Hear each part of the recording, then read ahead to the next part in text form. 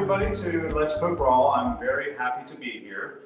And today we're going to be doing something a little bit different. Although we will still be making food in the kitchen.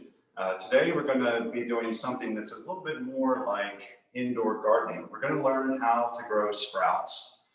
And sprouting is actually relatively easy. You really only need three things to get started. You need seeds, and you need water, and you need some sort of sprouting vessel. Now, the seeds need to be of a good quality, obviously, and I have a variety of different kinds of seeds here. This is one aspect about growing that I love to contemplate is the variety that nature has offered us and the types of different seeds. So we're going to switch views for just a second here, and I'm going to show you some of the seeds that we have.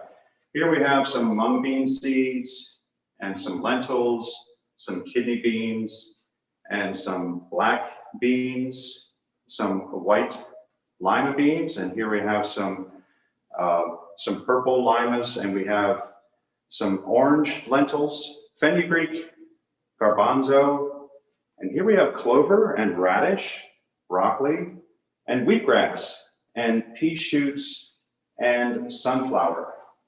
This is just a small representation of the types of seeds you can use for sprouting. Basically, you can make a sprout from any edible plant. Now, can anybody in the audience guess how many edible plants there are on the planet? If you would like to take a venture of how many edible plants there are, just write it down in the chat room there, and then I believe Larissa might have a special gift for the person who gets the right answer. We'll revisit that question a bit later. So let's get started. I like to divide sprouts into three different groups. The easy to grow sprouts, the easier to grow sprouts, and the easiest, but they're all relatively easy. We'll start with the easiest of the sprouts to grow, and those sprouts would include beans and legumes. Beans and legumes include adzuki beans, mung beans, lentils, fenugreek, garbanzo. And I'm going to also introduce you to several different sprouting vessels today. And each one has its own pros and cons. A sprouting vessel is something that's simply used for making soaking, rinsing your seeds convenient. And this one is my favorite, and this is the one that most experienced sprouters eventually return to. It's simply a 1-quart wide mouth mason jar. And the reason why it's my favorite is it's relatively ubiquitous. You can find them just about anywhere. And they're relatively inexpensive, and they're versatile. You can use them for other things besides sprouting. You can use them for dry seed storage. You can use them for your smoothies or for drinks. They're made of glass. So let's get started. I'm going to grow some mung bean sprouts first. So I'll start with a half a cup of these green mung bean seeds and pour them into the mason jar. One of the nice things about ball mason jars is they have the measuring increments molded right into the sides of the jar here, so you don't even really have to have a measuring spoon. And then I'm going to add fresh filtered water, room temperature, about 3 parts water to 1 part seeds. So fill the jar about 3/4 of the way full. And then I'm going to let the seeds soak for 8 hours. And after 8 hours of soaking, I'm going to put one of these on top of the mason jar. This is called a sprouting lid. And the sprouting lid is the same as the regular lid that comes with the mason jar, only it has holes in the top. And after 8 hours of soaking, we'll pretend 8 hours have gone by. I'm going to simply invert the jar to drain the water off. And then I'm going to place the jar upside down at the base of the sink or in a drain pan. And I rinse twice a day for 3 days. For rinsing, I'm just going to take some more fresh filtered water and pour it right through the holes in the sprout lid. Swish the water around a little bit, just to make sure all the seeds get covered. And then immediately drain the rinse water off. and return the jar upside down to the drain pan. Twice a day for 3 days. And by the end of day 3, you will have a mason jar that is about 3/4 of the way full, half to 3/4 of the way full, of these wonderful mung bean sprouts. And we can switch views now to get a close-up of what these look like. And you're finished. You're finished when the tail or the root of the mung bean sprout is about the same length as the diameter of the seed itself, about 1/2 inch to 3/4 of an inch long. And this is when the sprout is the sweetest, when it's the most nutritious, and when it's the most tender. And what you can do then is you can store your sprouts in the refrigerator, what you're not going to use right away, where they'll keep for up to 5 days. Just replace the sprout lid with the regular lid that comes with the jar. Make sure that the sprouts are dry before you place them in the refrigerator. There's a couple of ways to dry your sprouts. One way, there's at least a couple of ways, is you can spread some paper towels out on the kitchen counter and then pour your sprouts, your grown sprouts, onto the paper towels. Take some more paper towels and lightly pat them down. The other way, the easy way to dry your sprouts out, is to simply skip the last rinse. And your sprouts will dry themselves out right inside the jar if you skip the last rinse before you place your sprouts in the refrigerator. So to demonstrate this, I'm going to take it from the top once again. So you'll see me going through this process several times. And so there'll be some repetition. I think repetition is good. It helps to reinforce the knowledge. So let's pretend that it's Sunday night. And I've just placed 1/2 cup of these green mung bean seeds inside my mason jar. And I'm going to start the soaking process. Fresh filtered room temperature water. Fill the jar about halfway to 3/4 of the way full. And I let the jar sit out on the counter at room temperature overnight, 8 hours. Monday morning, I simply drain the soap water off, return the jar upside down to the base of the sink or to a drain pan.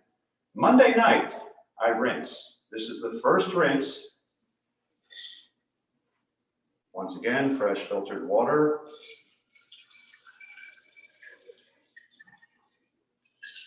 Pour it in through the holes in the lid. Swish the water around a bit to make sure all the seeds get covered. And then immediately drain the water off. No more soaking after the initial soak time. Now we're just rinsing. And return the jar upside down to the drain pan. Tuesday morning, the beginning of day 2, I rinse again. And Tuesday night, I rinse again. Wednesday morning, the beginning of day 3, I rinse. And Wednesday evening, I don't rinse. So we're skipping the last rinse. I'm replacing the sprout lid with the regular lid that comes with the jar, and whatever I'm not going to use right away, I place it in the refrigerator. So it's that simple. That's the basics of sprouting, at least growing the easiest of the sprouts to grow, beans and legumes. The process is exactly the same for all the lentils, for all the beans in this family, for fenugreek and for garbanzo. And so in summary, here are the steps for the easiest of the sprouts to grow. Beans and legumes. We'll call this group 1. First, there is a soaking stage, which is 8 hours for most of the beans and legumes. Then there's a rinsing stage, which is twice a day for 3 days. And finally, there's the harvest. So it's just those 3 simple steps. And for those of you that might not be able to see the board from where you are, let's switch views. How does that look? Okay. Hold on 1 second, Brian. Here we are. It takes me a little bit to spotlight that camera. Oh. Here you are. Are we spotlighted now? So we just have rinsing and harvesting for beans and legumes. Now, depending upon the type of sprout that you would like to grow, there's another group called what I call the leafy sprouts. Leafy sprouts include things like broccoli and alfalfa and cauliflower and also clover and onion and beet and garlic. Basically any edible plant that we can grow to a leafy sprout. So the first thing you'll notice about leafy sprout seeds is they're much, much smaller than the beans and legumes. While beans and legumes are about the size of the tip of your eraser, the leafy sprout seeds are about the size of the tip of your pencil. And they also yield a much greater volume. So while beans and legumes will yield 3 to 4 times their dry seed size, the leafy sprouts will yield 15 to 20 times their dry seed size. So that means you're going to need a much larger sprouting vessel or a smaller quantity of seeds. So let's grow some radish sprouts, shall we? I'm going to return to my favorite sprouting vessel once again, which is the glass mason jar. And I'm going to take some of my radish seeds here. Instead of a half a cup, however, I'm just going to add about 1 to 2 tablespoons of radish seeds to my mason. Can I interrupt your flow? Yes, please. The question is, on the first batch, on the easy batch, Yes, your soak was for 8 hours? yes, 8 hours soak, so like an overnight soak. yes. Perfect. So it's, or if you're starting your soak in the morning, say started at 8 o'clock, then you're going to finish it at 4 o'clock in the afternoon. And then you drain the soak water. So you can over soak your seeds and you can also under soak your seeds. The soaking simulates rainfall. So if you can imagine these seeds are growing outside in the wild, when the plant matures and the seed is ready to drop, then it will dry on the plant and then it will drop to the ground and it waits for the rain to come. Before the rain comes, the seed is kind of dormant. It's preserved in a way. And then the rain comes and that soaking process simulates a heavy rainfall. And that's what wakes the seed up and cell division occurs. And it begins to grow a root, and eventually it begins to grow a stem and a leaf. And that's what the rinsing then simulates, is regular rainfall. Okay, so back to our radish sprouts. I have about 2 tablespoons of these radish seeds inside my 1 quart wide mouth mason jar. And once again, we start with soaking. That's the first step. At least 3 parts water to 1 part seeds. And we're going to soak for a shorter period of time. This time, we're only going to soak for 6 hours. Because the seeds in the leafy sprout family are smaller, there's less surface area for the water to penetrate. So it doesn't need as much soaking time. And then after 6 hours of soaking, we're going to use the yellow lid. So these sprout lids come in 3 different colors. We have yellow, green, and red. And the yellow lid has very, very small holes in it for the tiny seeds, like alfalfa and clover and radish and garlic and onion. The green lids have a little bit larger holes for the medium-sized seeds, like mung beans and lentils and fenugreek and garbanzo. And the red lids have large holes in them for larger seeds. You can also use the red lids and your mason jars for soaking nuts and things like sunflower seeds, pumpkin seeds, walnuts, pecans, almonds. You always want to soak nuts before eating them, before using them in recipes. Soaking releases the enzyme inhibitors, makes them more easily digestible, and also makes them more nutritious.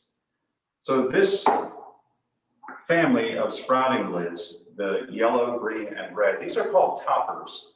It's made by a company called Eco Sprout.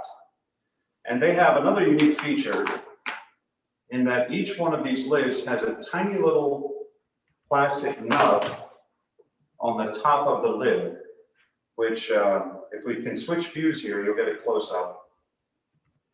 And these little plastic nubs act as standoffs. So even when you have the jar directly upside down on a flat surface, then these standoffs make an air gap. So air can get underneath the jar and inside the jar so the sprouts can breathe. Ryan, I don't see your spotlight. Could you show it again? Oh, sorry. How's that? That's better. I had the camera turned around the wrong way. Sorry So about could that. you repeat that last? Right, and so when you put the lid, when you put the whole jar upside down and put it down on a flat surface, the little bumps on the lid let the water drain out so that it and air fill in, so it doesn't get moldy and it fully empties and dries, because sprouts don't want to be wet all the time. They want to get wet and then dry off, and then get wet and then dry off. That forces the growth. Exactly. Thank you, Doug. And so let's switch views back to Maine again. I'm going to use the yellow lid for my radish sprouts. After 6 hours of soaking, I simply drain the water off by inverting the jar. And in this case, I'm going to, before I place my jar back on the drain pan, I'm going to toss my salad around inside the jar a little bit, just to fluff them up and to give a little bit more air around each one of the sprouts. You really don't have to do that with the beans and legumes, but when you get to the leafy sprouts, this is an important step. After each rinse, then I'm going to toss my salad around inside the jar and return the jar upside down to the drain pan. If you're using a sprout lid that does not have these little standoffs on the top, then you must have your jars at a 45-degree angle in a dish rack, for example, or in the dishwasher, so that you don't cut off the airflow inside the jar and so that all the water can drain out.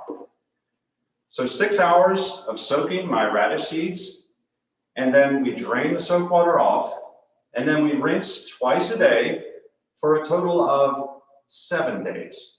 So twice a day for 3 days for beans and legumes, twice a day for 7 days for the leafy sprouts. Once again, rinsing consists of simply pouring the water right through the holes in the lid. If I were in the kitchen, then of course I would be using filtered water from the kitchen sink if you have a whole house water filtration system, or from my water filter pitcher. Switch the water around a bit inside the jar, and then immediately invert the jar to drain the water off and return the jar upside down to the drain pan after tossing twice a day for a total of 7 days. And at the end of day 7, you will have a mason jar that's about halfway to 3/4 of the way full of these wonderful radish sprouts, or broccoli, or cauliflower, or alfalfa, or onion, or beet, or garlic. And what you're not going to use right away, once again, you're going to skip the last rinse and store them dry in the refrigerator, where they'll keep for up to 7 days. And every day you take a few of the sprouts out of the jar and add them to your salad. And it's good to have a variety of different kinds of sprouts growing so that you can have a variety in your diet. So what this could look like back at home is you could have 6 or 9 of these mason jars all lined up on a drain pan in your kitchen like this. And each one of these jars, let's say that we have 6 jars. Each one of these jars has a different type of sprout growing in it to give you a variety in your diet. So this one is mung beans and adzuki and red lentils, green lentils, French lentils, and garlic and wheat and onion and sunflower and wheatgrass and pea shoots and buckwheat. And every day you just rinse all 9 jars. And for those sprouts that are finished, then you rotate them out, and then you rotate another batch of sprouts in that have been soaked. This does not take up a lot of space. You can grow 5 pounds of food every day using this method in about a 1 square foot countertop area. It doesn't really take a lot of time either. So the amount of time that it takes you to rinse all 9 jars is maybe just a few minutes twice a day. And you're growing for yourself food that is not only highly nutritious, but it's extremely fresh. I think one of the primary benefits of growing sprouts at home is it gives most people the rare opportunity to experience fresh food. This is food that is still growing at the time of consumption. It's truly a living food, and living foods are in a family all by themselves. It's as though you were in the tropics and you picked a fresh mango from the tree and you bit into it right away. That is also a living food. Most food in the supermarket was harvested weeks or even months prior to us seeing it on the supermarket shelf. And so it's lost a lot of that bioelectricity, that life force energy that only living foods have. So let's talk a little bit about the perfect environment for growing all of your sprouts. We need temperature between 65 and 75 degrees. And don't worry, I'll give you a close-up here in a minute of the environmental conditions. 65 and 75 degrees Fahrenheit, that's between 17 and 22 degrees Celsius. Humidity, less than 50%.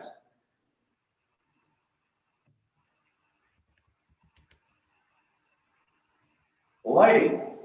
We don't need any light at all for beans and legumes. You can actually grow them in the dark because we're just germinating the seed. We're not actually growing the leafy part of the seed.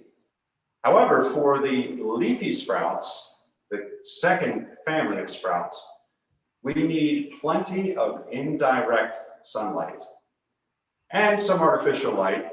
Full spectrum artificial light is best, but no direct sunlight ever for any of your sprouts. No direct sunlight. For a couple of reasons. If you're growing in jars like this, and you have direct sunlight coming in the window and hitting your jars, you'll get the greenhouse effect inside the jar. The heat will build up inside the jar faster than it can dissipate. And your sprouts will cook inside the jar and it'll just rot and turn to mold and mush.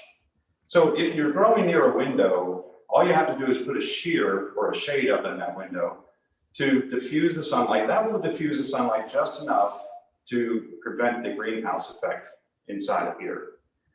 And that includes your tray sprouts, which we'll get to in a moment. We don't want any direct sunlight. We want plenty of indirect sunlight and some artificial light, full spectrum. You need about 1,200 lumens, which is 1,200 foot candles 1 foot away from the sprouts.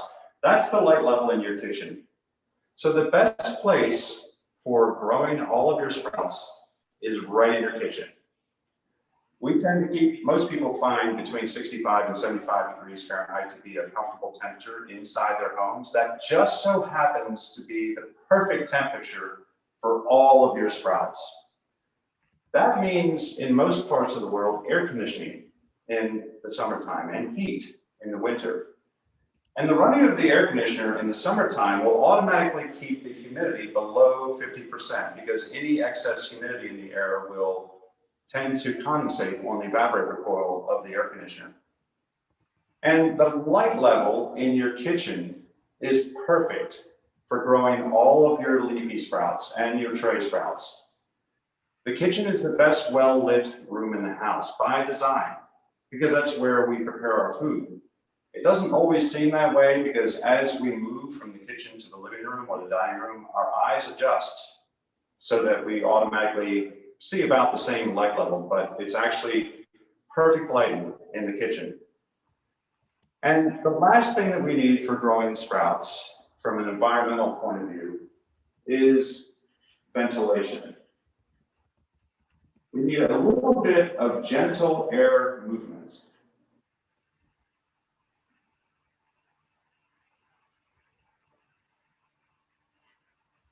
And I'm going to highlight these environmental specifications here so you can see them. Temperature between 65 and 75 degrees Fahrenheit, humidity less than 50%, lighting, no direct sunlight, plenty of indirect sunlight, and some artificial light if necessary, ventilation, gentle air movement. That means a ceiling fan on low, somewhere nearby, just to move the air about a little bit. If you can see the sprouts moving as a result of the fan that's close to the sprouts, then you have too much airflow. So you want to move the sprouts a little further away, or you want to turn the fan down a bit. That also means the kitchen is the best place to grow because you have a water source right there. You have your kitchen sink. And remember, you're going to have to rinse your sprouts twice a day. You want to make this easy. You want to make it convenient. That means, contrary to popular belief, you don't want to grow sprouts in the basement. You don't want to grow them in the garage. You don't want to grow them in the shed. You really don't need to build a greenhouse to grow sprouts. You want to grow them front and center. The kitchen is where we tend to spend the most time when we're at home, because that's where the food is. So if you grow sprouts in your kitchen, then you'll remember to rinse your sprouts. You'll remember to eat your sprouts. Now, I'd like to introduce you to yet another sprouting vessel, and it's known as the sprout bag. And this is one type of sprout bag here. And the sprout bag has a couple of advantages and maybe some disadvantages as well. And I'd like to demonstrate growing in the sprout bag. So let's grow some lentils in the sprout bag, shall we? I'm going to start off once again with a half a cup of these brown lentils and pour them into the sprout bag like this. And then I pull the drawstring up like this, and then I'm going to submerge the sprout bag into a bowl of water or a pitcher of water like this. And I let them soak for 8 hours. At the end of the 8-hour soak time, I lift the sprout bag and I tie it up over the gooseneck faucet on the sink or above a drain pan somewhere. Or if you're traveling, you can just do this on the shower rod in the bathroom. And I rinse twice a day for a total of 3 days. For rinsing, I simply put the sprout bag into a pitcher of water or into a bowl of water, and then immediately lift the sprout bag out to allow the rinse water to drain off. No more soaking after the initial soak time. Now we're just rinsing twice a day for a total of 3 days. And by the end of day 3, you'll have a sprout bag that's about halfway full of these wonderful lentil sprouts. Now, the thing I like about the sprout bag is, one of the things I like about it is when you're traveling, you can simply fold this up and throw it in your suitcase. It doesn't take up any space at all. There's no glass to break. I've actually taken sprout bags with me when I'm hiking in the woods. I hiked the Appalachian Trail a while back, and I brought seeds, I brought sprout bags, and I had some stream water that I could use for soaking and rinsing. And I grew sprouts in the mesh pockets of my backpack as I was hiking through the woods. So this can be very easy, very inexpensive way to sustain yourself, regardless of where you happen to be. And sprout bags are somewhere in the neighborhood of $7 or $8 a piece. So they're a little bit more pricey than the mason jars, which are about $1 a piece. The lids are maybe $2 or $3, depending upon where you buy them. Let's talk about seeds a little bit. So remember I said in order to grow sprouts, you really only need 3 things. You need good quality seeds, you need water, and you need a sprouting vessel for making your soaking and rinsing convenient. And depending upon which family of sprouts you're growing, if you want to grow tray sprouts, you also need some trays and some dirt. Now, seeds do have a shelf life. Seeds are perishable. Different seeds have a longer shelf life than others. Some seeds will last only for a few weeks. Things like moringa will only last for 30 days. And some seeds will last for many, many years, depending upon how you store them. Seeds are susceptible to time, temperature, humidity, and bugs. So you want to make sure that the seeds that you get are fresh, first of all, and then you want to store them in a cool, dry place, and ideally in a tightly sealed glass container, like a mason jar, with a gasketed lid.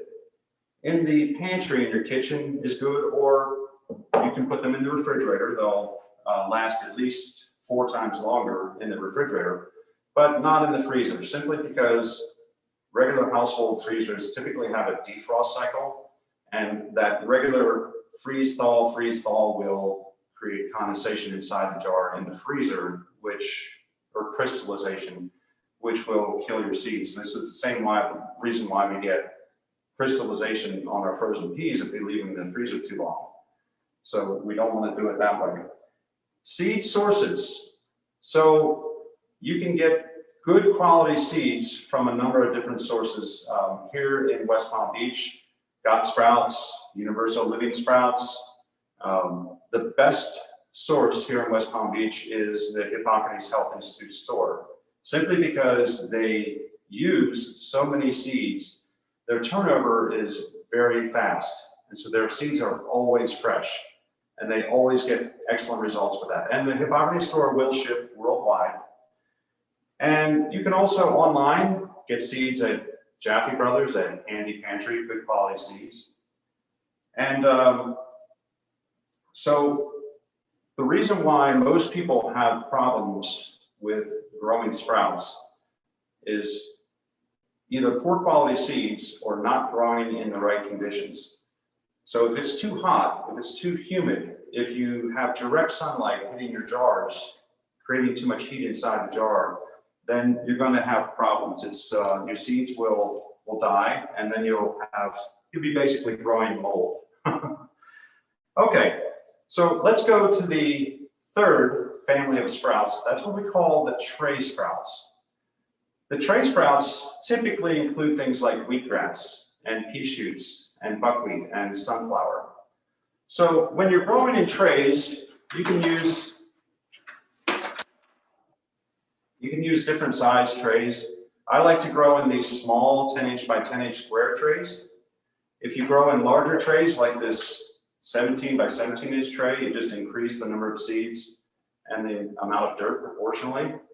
You can also grow in standard nursery flats, which is a rectangular tray, 10-inch by 20 inches. Now for a small tray, 10-inch by 10-inch square like this, let's grow some wheatgrass, shall we? We're going to need about 1 cup of red, hard winter wheat berries. And just as before, we start with soaking them to germinate them. So we'll need 1 cup inside the jar.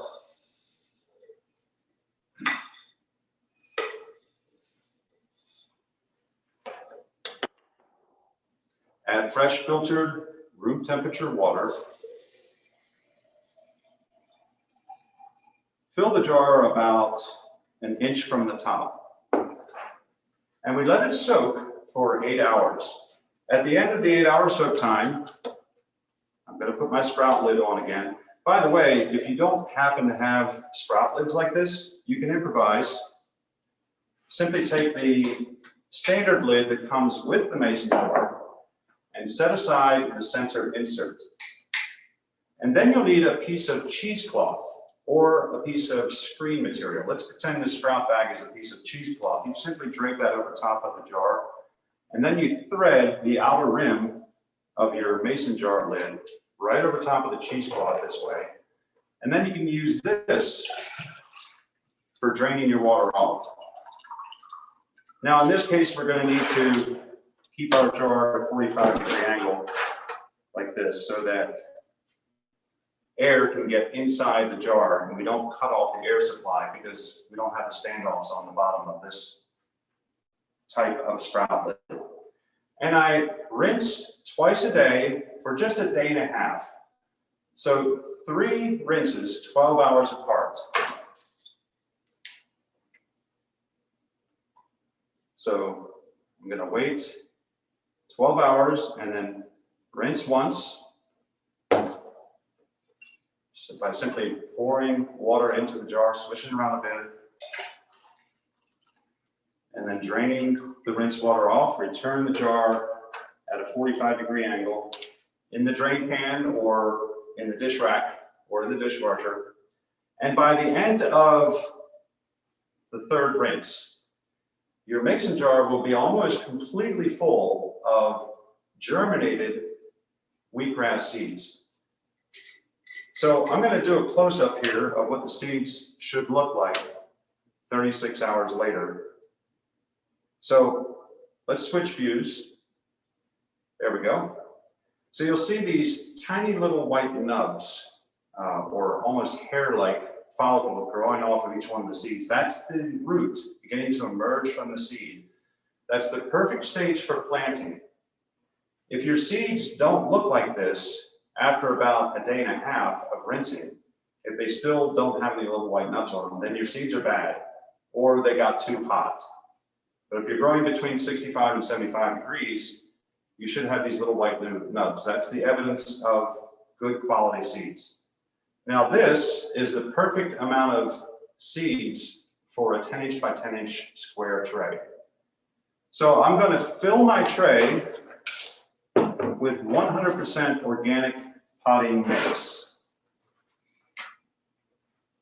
Just a very thin layer of this potting mix. So this tray is about 2 inches high. So I'm just going to fill it about 1/4 of the way full. That'll give me about a 1/2 inch of this potting mix. And I'm spreading the potting mix out evenly to the 4 corners of the tray. Let's do a spotlight on the tray here. And I'm picking out any clumps. I'm picking out any rocks, any sticks. And then I'm going to take a second empty tray and place it on top and lightly compress the potting mix, just to get all the air bubbles out, like that.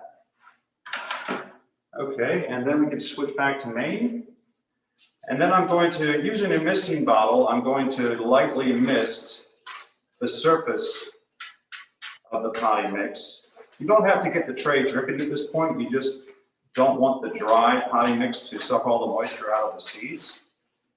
So I'm misting the surface of the potting mix here, and I've created a nice, even seed starting bed for my germinated wheatgrass seeds. And now it's time to plant. So I'm going to empty my entire contents of this jar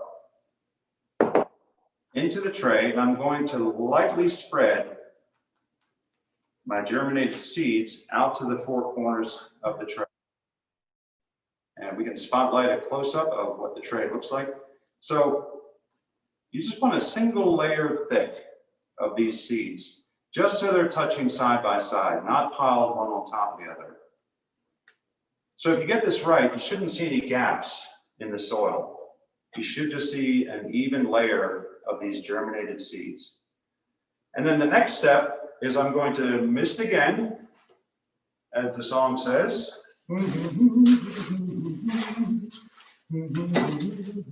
Mist it heavy. And then I'm going to cover with a second empty tray to create a humidity dome. And I water twice a day for a total of 7 days. For watering, I simply set aside the cover tray, and I'm going to use a sprout lid here to diffuse the water a bit so it doesn't disturb the seed bed. If you have one of those watering cans that has a diffuser on the end of it, then you'll get the same thing. So each subsequent watering after planting should be a heavy watering. You really want to drench your tray until it's dripping like this. So you'll need some sort of a drain pan, like this inverted Tupperware lid that I'm using, or you can use one of these Hydrosol racks. These Hydrosol racks come in 2 sizes. This is the large Hydrosol rack for the large trays, 17 by 17 inch square. And they make a small Hydrosol rack, which is about half the size, half the width, half the depth for these 10 inch by 10 inch trays. They're both about the same height, and there's 7 shelves, 1 for each day of the week. Sunday, Monday, Tuesday, Wednesday, Thursday, Friday, Saturday. And the spacing between the shelves gets taller the higher you go up on the Hydrosol rack. So the intent is, from this design, is you start your tray on day 1 at the bottom, and then move it 1 tier each day. As your sprouts grow taller, this gives room for them to grow until the last day when they have the maximum height to grow and they have the maximum exposure to light to grow. So water twice a day for a total of 7 days. You don't need the cover tray after day 3. It takes a few days for the seeds for the roots to grow long enough and to figure out which way is up, which way is north. By the end of day 3, the roots will have made a U-turn and will be in the bottom of the tray, protected by the moisture in the soil, so that they don't dry out too quickly. So this is wheatgrass on day 6. So this has about 1 more day to grow. And you can see that the roots have completely entrained the soil. They're in the bottom of the tray, protected by the moisture in the soil. There's no reusing the soil after you grow a tray of wheatgrass. And for harvesting, you can use a knife or a pair of scissors. And you simply grab a clump of grass using a knife. You can do a sawing action like this and cut off a clump of grass like this size, a handful, and juice it right away. What you're not going to juice right away, you can store it in the refrigerator for up to 5 days, but fresh is always best. So smaller trays works out better for that purpose. So you have less produce in the refrigerator for a shorter period of time. You can use green bags like this. Green bags have a natural mineral called Hoya in them, which is a zeolite, which absorbs the ethylene gas given off by all fruits and vegetables, including wheatgrass and sprouts. The green bags will double the shelf life in the refrigerator of your sprouts for that reason. Green bags, Debbie Myers, Everett, fresh bags. You can find these at some grocery stores and some of the big department stores. So we grow pea shoots and buckwheat exactly the same way as we grow wheatgrass. Soak the seeds for 8 hours, rinse twice a day for a day and a half, so just 3 rinses 12 hours apart, and then plant in a 1/2 inch of potting mix that's been lightly compressed. Pre-moisten the surface of the soil, spread the germinated seeds out, and then mist again, and then put a cover tray on, water twice a day for a total of 7 days. You don't need the cover tray anymore after day 3. And by day 7, you'll have a beautiful tray of pea shoot sprouts like this. These are very fast growing plants. Now, sunflower requires a little extra special care. Sunflower is the king of sprouts. So I'd like to demonstrate for you how to grow sunflower sprouts. And I'm going to use a different sprouting vessel. This one's called the Easy Sprouter. And the Easy Sprouter has a couple of unique features. There's a inner cup which sleeves inside the outer cup like this. And the inner cup has holes in the bottom of it. So I'm going to sleeve the inner cup inside the outer cup, and then I'm going to add 1 cup of these black oil sunflower seeds into my Easy Sprouter.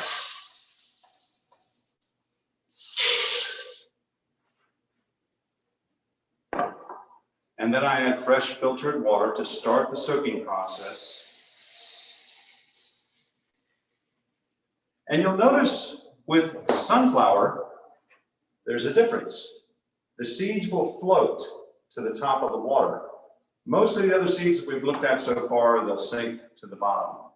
So in order to make sure all the seeds on the top get the adequate amount of soak time, the Easy Sprouter has a unique feature. It has this domed lid, which I'm going to put in upside down, bottom first. And this pushes the seeds down below the surface of the water. And then there's a separate lid that can snap on that holds the domed lid down. And I let it soak for 8 hours. At the end of the 8-hour soak time, I remove the lid, remove the inverted domed cover, and I unsleeve the inner cup from the outer cup to drain the soap water off. And then I re-sleeve the inner cup inside the outer cup, only this time I'm going to lift and turn. You'll notice there's little keyways around the top of the bottom cup, and there's little notches or ribs around the top of the inner cup. When I'm soaking, I index those ribs inside the keyways so they're both flush. When I'm rinsing, I lift and turn to create an air gap between the inner cup and the outer cup. And then I take the domed lid, which has vent holes in the top, and place it on top like this. And this creates the chimney effect. So as the sprouts, as the seeds are germinating, they create a minuscule amount of heat. And as the heat rises through the top of this raised domed lid, it draws more air in the bottom of the inner cup through this air gap that's created between the bottom and the top cup. This actually cuts your germination time in half. So you only need to really rinse once, 12 hours later, pour the water in, unsleeve the inner cup from the outer cup to drain the rinse water off. And then I re-sleeve the inner cup inside the outer cup, put the dome lid back on, wait another 12 hours, and your seeds will be finished germinating. They'll look like this. They'll have these tiny little white nubs growing off the sides of the seed. That's the perfect stage for planting. If you wait too long, then the roots will get even longer and they'll get all entrained around each other and tangled like a spaghetti mess. And then when you try to spread your germinated seeds out in the tray, you may tear some of the roots, and that will damage the plant and reduce your yield. So let's prepare another tray of soil. Again, I'm going to use the 10-inch by 10-inch square. Sunflower takes a little bit longer to grow. It takes 12 days instead of just 7. So I'm going to add a bit more soil to accommodate the longer roots. So I filled the tray about halfway full of this 100% organic potting mix. Not potting soil, not topsoil, not compost. Those are different products. You only want to use a potting mix, also known as a seed starting mix. It should be very light and very fluffy.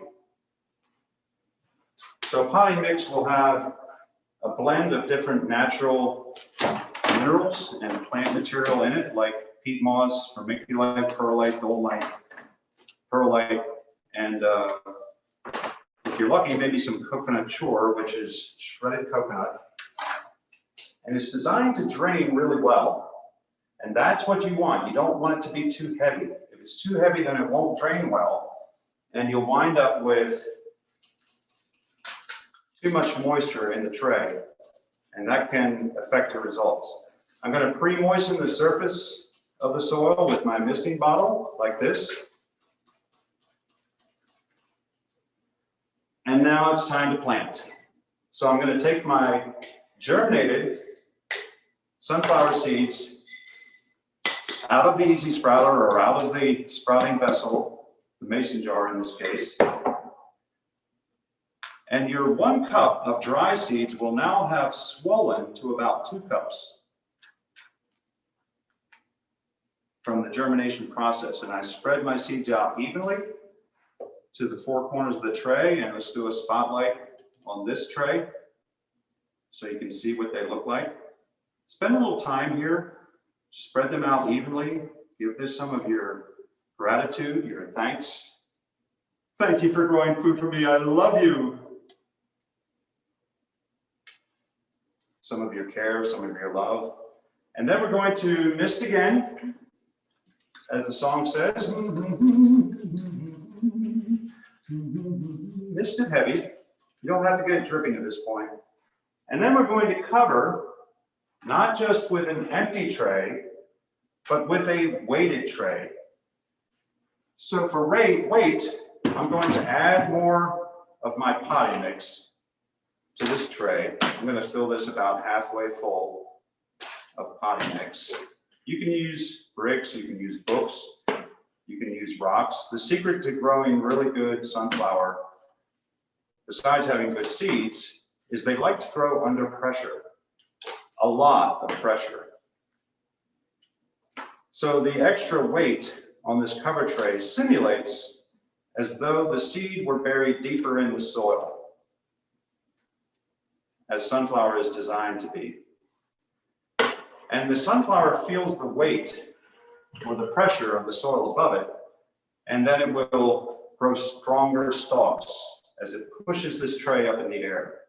Water twice a day for a total of 12 days.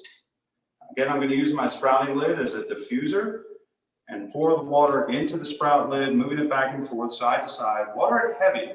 You really want to drench the tray each time you water after planting. And then I replace the weighted tray on top. The weighted tray is only needed for the first 5 days. After day 5, you don't need the weighted tray anymore. And by the end of day 12, you will have a beautiful tray of these sunflower sprouts. Isn't that gorgeous? I never cease to be in awe of the beauty of these plants.